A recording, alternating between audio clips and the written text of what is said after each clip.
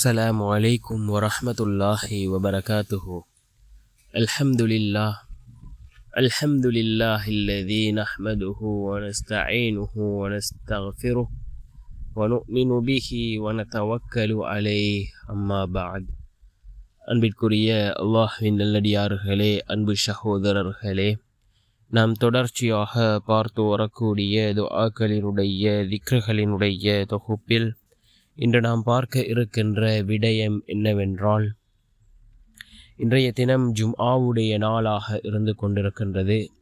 அதே போன்று ஆஷூராவுடைய நாளாக இருக்கின்றது. ஃபஜ்ருடைய தொழுகையை தொழுதுவிட்டு இந்த துஆவை நாம் 70 தடவைகள் ஓதுவோம். இதனை ஓதுவதன் மூலமாக நம்முடைய வாழ்க்கையில் உள்ள வறுமைகளை அல்லாஹ் நீக்குகின்றான். செல்வத்திலே அல்லாஹ் செழிப்பை ஏற்படுத்தி தருகின்றான். பரக்கத்தை அல்லாஹ் அதிகப்படுத்தி தருகின்றான்.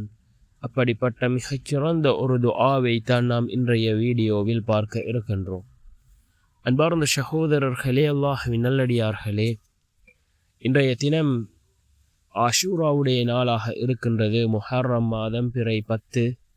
இன்றைய நாளில் நோன்பு நோற்பது கடந்த ஒரு வருடத்தினுடைய பாவங்களை அல்லாஹ் மன்னிக்கின்றான் என்று கூறினார்கள் அருமை நாயகம் ஸல்லல்லாஹு அலைஹி வஸல்லம் அவர்கள். மிகவும் சிறந்த ஒரு நாளிலே நாம் இருந்து கொண்டிருக்கின்றோம். நாம் அல்லாஹ்விடம் அதிகமாக கையேந்தி துஆக்களை கேட்போம். நிச்சயமாக அல்லாஹ் ஜல்ல சுப்ஹானஹு வ தஆலா நம்முடைய துஆக்களை கபூல் செய்வான்.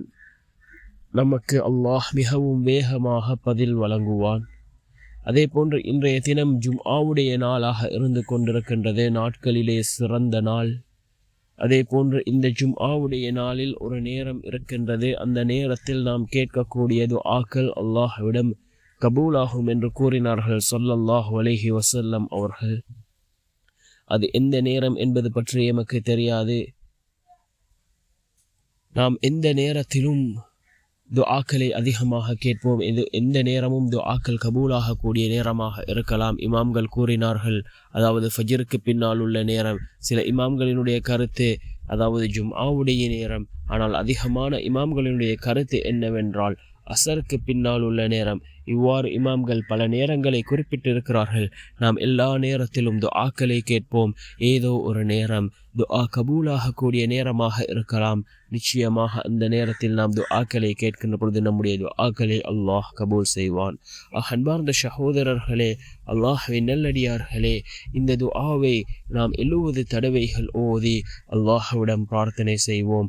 வறுமையை நீக்கக்கூடியது, செல்வத்தில் செழிப்பை ஏற்படுத்தி தரக்கூடிய துஆ, நம்முடைய வாழ்க்கையில் பரக்கத்தை அதிகப்படுத்தி தரக்கூடிய அந்த துஆ என்னவென்றால், அல்லாஹு லத்தீஃபும் பிஇபாதிஹி யர்ஸுகு மன் யஷா வஹுவல் கவியுல் அஸீஸ். அல்லாஹு லத்தீஃபும் பிஇபாதிஹி யர்ஸுகு மன் யஷா வஹுவல் கவியுல் அஸீஸ் என்ற இந்த துஆவை நாம் 70 தடவைகள் ஓதுவோம்.